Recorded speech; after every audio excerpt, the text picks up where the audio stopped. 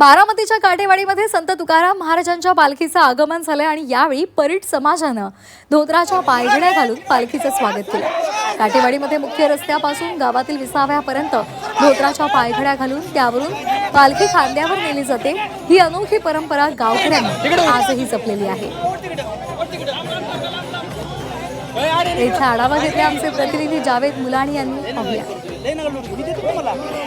जगद्गुरु संत श्रेष्ठ तुकाराम महाराजांचा पालखी सोहळा बारामती तालुक्यातील काटेवाडी या ठिकाणी आल्यानंतर या ठिकाणची जी अनोखी परंपरा जी आहे ती परीट समाज असेल, गावकरी असेल यांच्या वतीनं धोत्राच्या पायघड्या घालून या ठिकाणी ज्या पालखीचं स्वागत केलं जातं। आपण पाहू शकता की या ठिकाणी संपूर्ण गावकरी जे आहेत, धोबी समाज जो आहे तो अत्यंत मनोभावे धोत्राच्या पायघड्या घालून जगद्गुरु संत तुकोबारायांच्या पालखीला पायघड्या घालून जी आहे ती या ठिकाणी स्वागत केलं जाते। मागील अनेक वर्षाची जी ही परंपरा आहे हीच हे गावकरी जपताना आपल्याला दिसत आहेत। प्रत्येक जण या ठिकाणी मोठ्या संख्येने येऊन भक्तिभावानं आपल्या तुकोबारायांच्या पालखीतील ज्या पादुका आहेत त्या पादुकांचं दर्शन घेत आहेत। तर गावकरी जे आहेत ते उत्साहाच्या वातावरणामध्ये धोत्राच्या पायघड्या घालून या ठिकाणी स्वागत करण्यात येत आहे। मागील अनेक वर्षाची ही जरी परंपरा असली तरी ही आता देखील काटेवाडीकरांनी ही जपलेली दिसत आहे।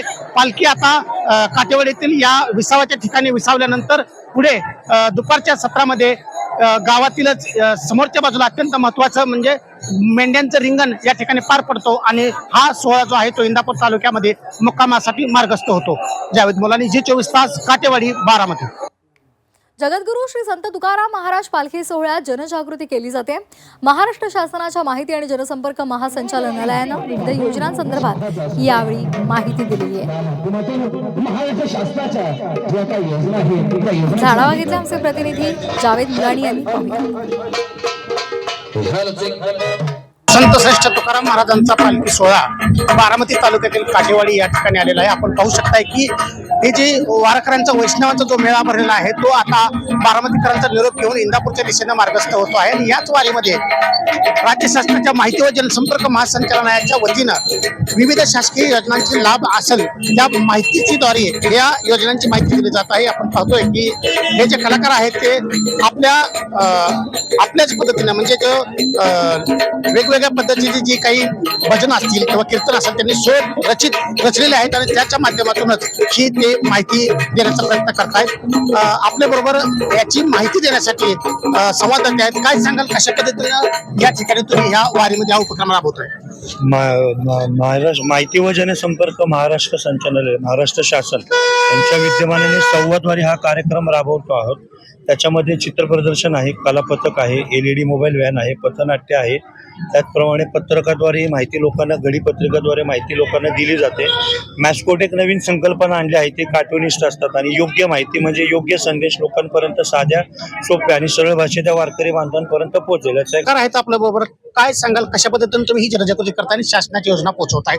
या ठिकाणी महाराष्ट्र शासन माहिती व जनसंपर्क संचालनालय महाराष्ट्र राज्य यांच्याकडून पालखी मुख्य मार्ग जे आहेत म्हणजे देहू पासून ते पंढरपूर पर्यंत आणि आळंदी पासून ते पंढरपूर पर्यंत या दोन्ही मुख्य पालखी मार्गावरती आपल्या संवादवारीच्या मार्फत हे सर्व कलापथक आहे, आपले कलाकार तुम्ही पाहू शकता।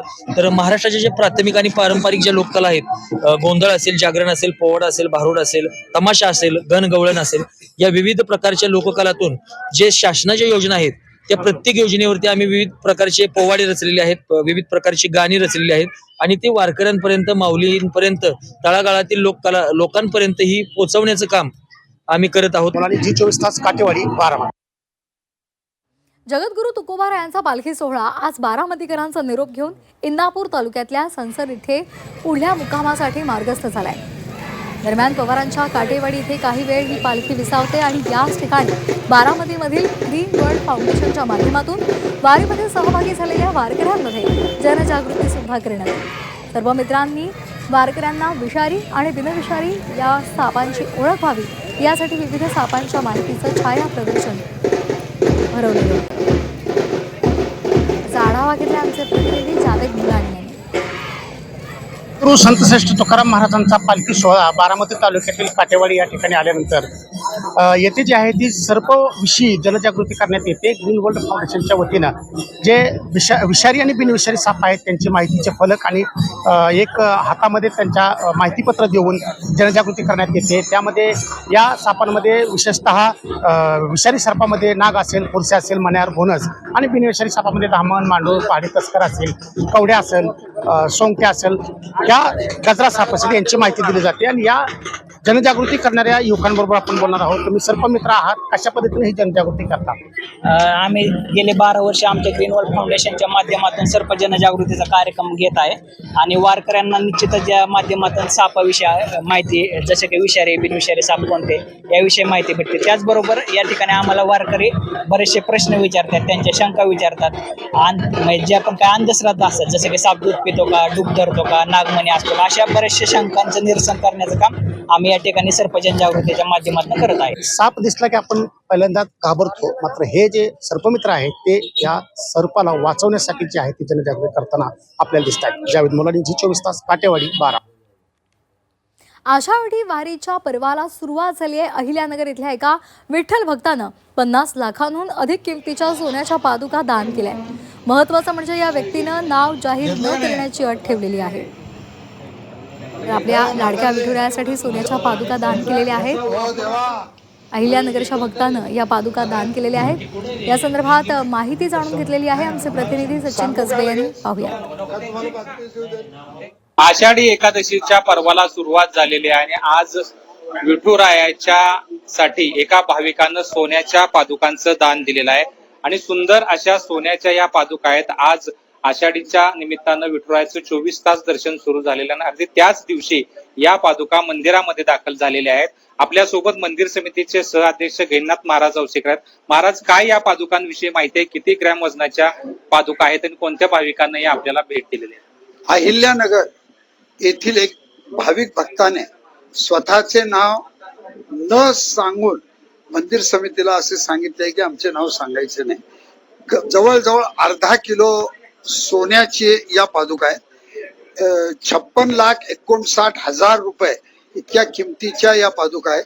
ज्या दिवशी देवाला आपण दागिने वगैरे घालतो त्या दिवशी देवाच्या चरणाला अभिषेकाला आपण या पादुका लावणार.